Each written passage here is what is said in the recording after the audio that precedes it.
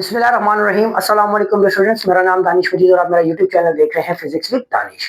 तो बच्चों, जैसा कि आप लोगों को पता है कि हम लोगों ने chapter number 4 first year physics का स्टार्ट किया हुआ था, जिसका नाम है रोटेशनल एंड सर्कुलर मोशन। आज हम उसका एक टॉपिक डिस्कस करने वाले हैं, छोटा सा टॉपिक है जिसका नाम है वेटलेसनेस इन सैटेलाइट। ठीक है।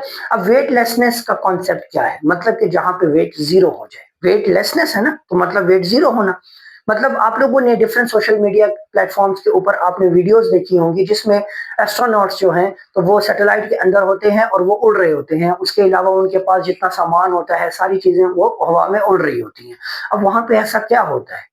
वहां पे एक्चुअल में वेट उनका जीरो हो जाता है और वहां पे जो कंडीशन पाई जाती है वो होती है वेटलेसनेस की। ठीक हो गया। आज के टॉपिक के अंदर हम इसी चीज को अंडरस्टैंड करेंगे कि ये वेटलेसनेस एक्चुअल में है क्या और ये बनती कैसे है, इसका कॉन्सेप्ट आता कैसे है। ठीक हो गया। अच्छा, अब मेरे पास देखें, वेटलेसनेस को पहले समझते हैं कि weightlessness is a state where there is no apparent wait.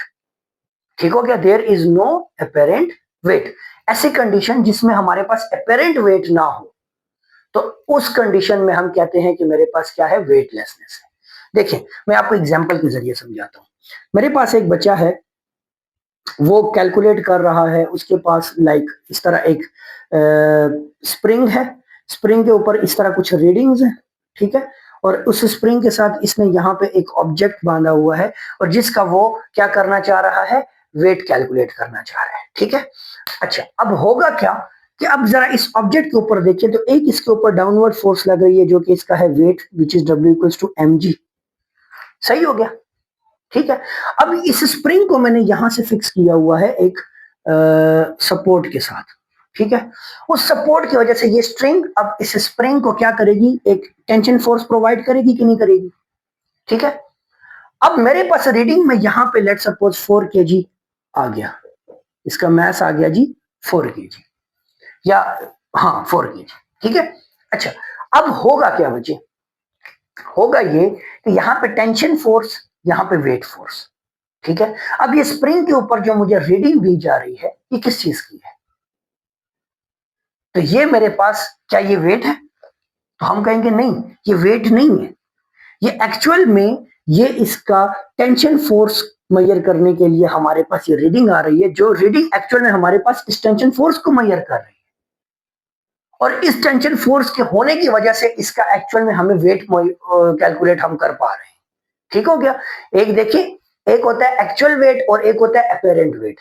Actual wait वो होता है जो कि एक्चुअल में एक ऑब्जेक्ट का होता है, और अपेरेंट वेट वो होता है जो कि हमें फील होता है कि इसका वेट इतना है, बट एक्चुअल में वो उतना नहीं होता। जैसे कि अगर इसी ऑब्जेक्ट को हम लोग एलिवेटर में अप एंड डाउन लेके जाए, तो एलिवेटर में क्या होगा? टेंशन फोर्स, अगर एलिवेटर ऊपर की तरफ जा रहा है, टेंशन फोर्स बढ़ गई है, वेट फोर्स कम हो गया है, तो हमें क्या फील होगा? अब जब हम इसका क्या करेंगे, वेट निकालेंगे, तो हमें वेट इसका कम लगेगा।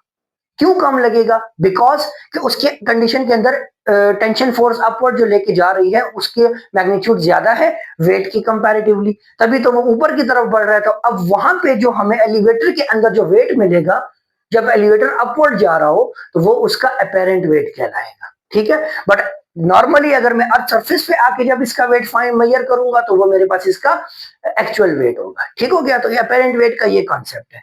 अब देखिए, मेरे पास ये जो रीडिंग शो हो रही है, ये एक्चुअल में मुझे ये टेंशन फोर्स बता रही है, बिकॉज कि अगर ये रीडिंग यहाँ पे मेरे पास, अब ये नीडल जो है ना, जब हम इनिशियली इसको हैंग करेंगे तो ये needle up and down move करेगी और एक पॉइंट के ऊपर आके ये स्टॉप कर जाएगी। अब जब वो एक पॉइंट के ऊपर स्टॉप हुई, तो वो पॉइंट मुझे क्या बताता है? वो मुझे बताएगा कि tension force is now equal to mg। ठीक हो गया।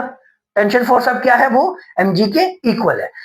अब ये रीडिंग एक्चुअल में मेरे पास इस टेंशन फोर्स को कैलकुलेट करने के लिए। ठीक है। अब ये कंडीशन है जिसमें अब मेरे पास वेट आ रहा है। अब क्या हो कि मैं यहां से इस स्ट्रिंग को तोड़ दूं, तो जब मैंने यहां से इस स्ट्रिंग को तोड़ दिया, तो अब ये ऑब्जेक्ट क्या करेगा? डाउनवर्ड फॉल करेगा। ऐसा ही है। और इसी को हम क्या कहते हैं? फ्री फॉल कहते हैं। अब ये फ्री फॉल क्यों है? देखो, अब क्या मुझे यहां पे रीडिंग शो होगी? वो रीडिंग किस वजह से शो हो रही थी? Because of this tension force. अब टेंशन फोर्स ही नहीं रही, तो क्या अब मुझे वीडियो रीडिंग शो होगी? नहीं होगी ना। तो इस कंडीशन में हम कहते हैं कि ऑब्जेक्ट जो है तो वो क्या है? वेटलेस है। ठीक हो गया। और ये कंडीशन जो है तो ये वेटलेसनेस की कंडीशन है। This occur during free fall. अब ये प्रोसेस कब होता है? जब ऑब्जेक्ट फ्री फॉल कर रहा हो। ठीक हो गया। अब in weightlessness there is no force pulling them towards the ground. अब ये हम लोग सैटेलाइट के अंदर का पूरा कंसेप्ट है वो अभी डिस्कस करते हैं। ठीक है। वेटलेसनेस को अचीव करने की दो कंडीशंस हैं। या आप अर्थ से इतना दूर चले जाएं कि आपके ऊपर ग्रेविटी जो है तो वो जीरो हो जाए। ठीक है। तो तब आपके पास जब एक पुलिंग फोर्स ही नहीं है तो आप हवा में उड़ते रहोगे। या दूसरी कंडीशन है कि आप फ्री फॉल करो। ठीक हो गया। उस कंडीशन में जैसे बिल्डिंग पे जाए और वहां से किसी चीज को नीचे फेंक दे। अब जब आप उस चीज को नीचे फेंकोगे तो उस टाइम पे उसके ऊपर सिर्फ और सिर्फ एक डायरेक्शन में फोर्स होगी। एक्शन हो रहा है, रिएक्शन नहीं हो रहा। ठीक हो गया। तभी जब रिएक्शन होता है तो तब उसे क्या होता है? उसे फील होता है कि मेरे ऊपर मेरा कोई वेट भी है।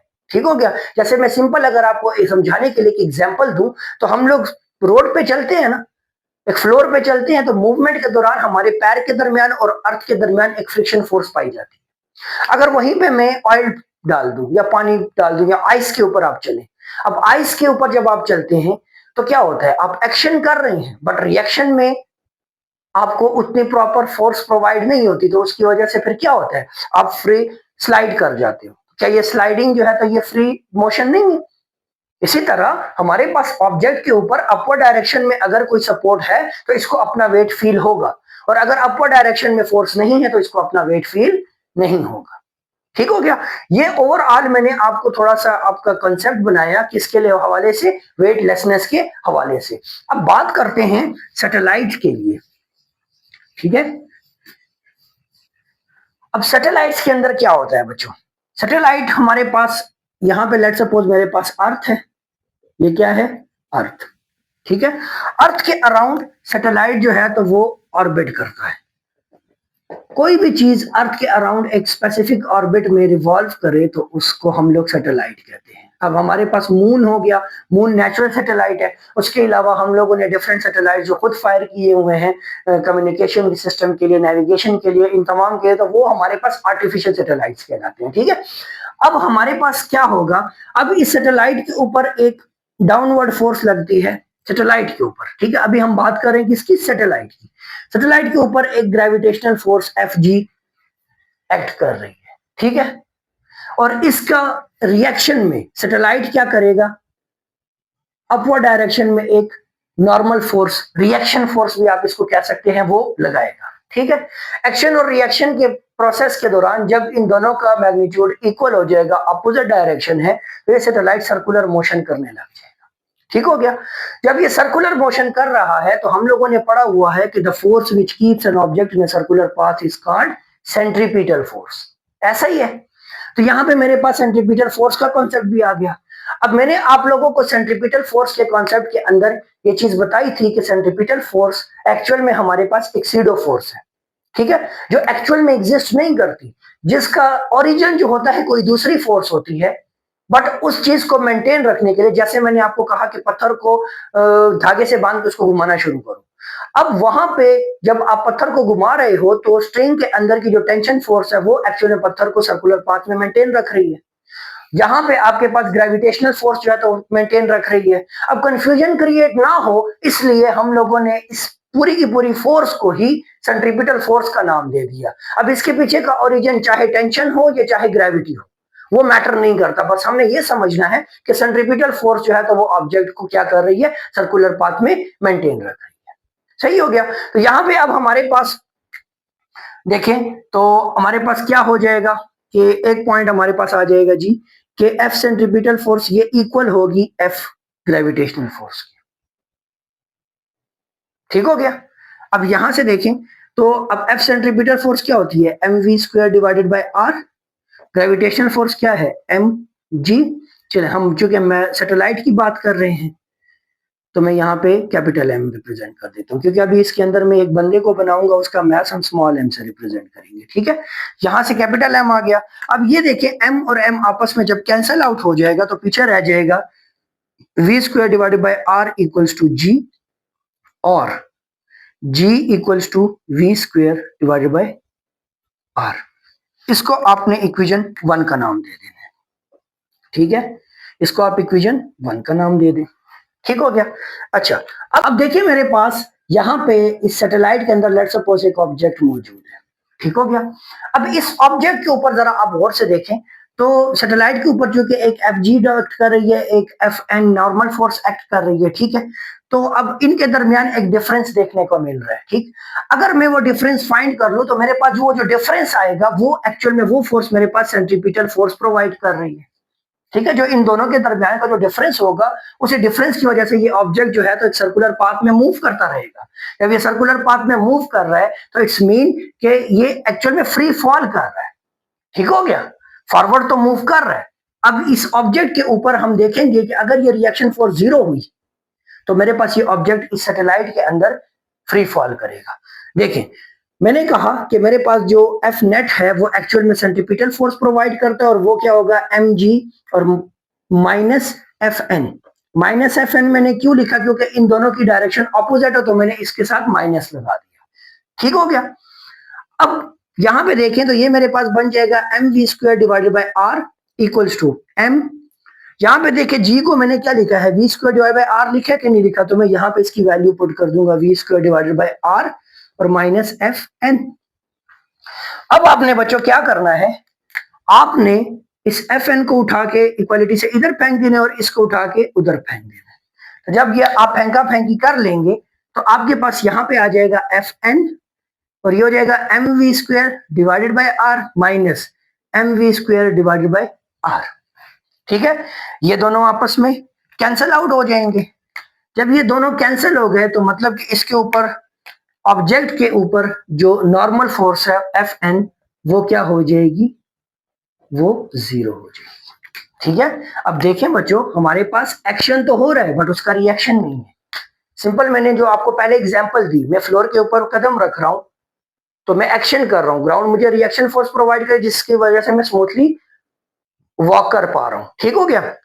बट क्या हो कि अगर मैं उस पूरे के पूरे फ्लोर को आइस के साथ रिप्लेस कर दूं या उसके ऊपर, तो अब क्या होगा कि फ्रिक्शन फोर्स कम हो जाएगी। फ्रिक्शन कम होगी तो मींस कि मुझे रिएक्शन फोर्स अब प्रॉपर्ली प्रोवाइड नहीं होगी। अब मैं एक्शन करूंगा तो मैं क्या करूंगा, स्लाइड कर जाऊंगा। मैंने स्लाइड क्यों किया, क्योंकि मैंने एक्शन तो किया है ना, तो जब एक्शन किया है तो मैं प्रॉपर चलूं उसके ऊपर। बट देखो बच्चों, एक्शन का रिएक्शन भी होना चाहिए। अब यहाँ पे मेरे पास सैटेलाइट के ऊपर तो ग्रेविटेशन फोर्स एक्ट कर रही है जिसका रिएक्शन में वो भी एक सेंट्रीफ्यूगल फोर्स प्रोवाइड कर रहे हैं और आखिर में जो है तो एक सर्कुलर पाथ कवर कर रहे हैं। बट सैटेलाइट के अंदर का जो ऑब्जेक्ट है उसके ऊपर भी लेट सपोज मैं अज्यूम कर लेता हूँ कि फॉर टाइम बीइंग के मेरे पास ग्रेविटी एक्ट कर रही है बट उसका रिएक्शन तो कुछ भी नहीं है, उसका तो अपेरेंट वेट तो 0 है। तो जब अपेरेंट वेट 0 है तो एक्चुअल में मेरे पास उसका वेट 0 हो गया। ठीक है, जिसकी वजह से वो फ्री वेटलेसनेस की कंडीशन में चला जाता है और वो वेटलेस खुद को फील करता है और ऑब्जेक्ट जो है तो वो हवा में उड़ रहा होता है। ठीक हो गया। उम्मीद करूंगा कि आपको ये कॉन्सेप्ट समझ आया होगा। बच्चों कोई भी क्वेश्चन हो, क्यूरी हो, आपने कमेंट करके मुझे जरूर बताना है। चैनल पे अगर आप न्यू है तो चैनल को सब्सक्राइब कीजिएगा, वीडियो को लाइक भी कीजिएगा और अगर आपको ये वीडियो पसंद आए तो दोस्तों के साथ शेयर भी कीजिएगा। नेक्स्ट वीडियो तक अपना ख्याल रखें, तब तक के लिए अल्लाह हाफिज।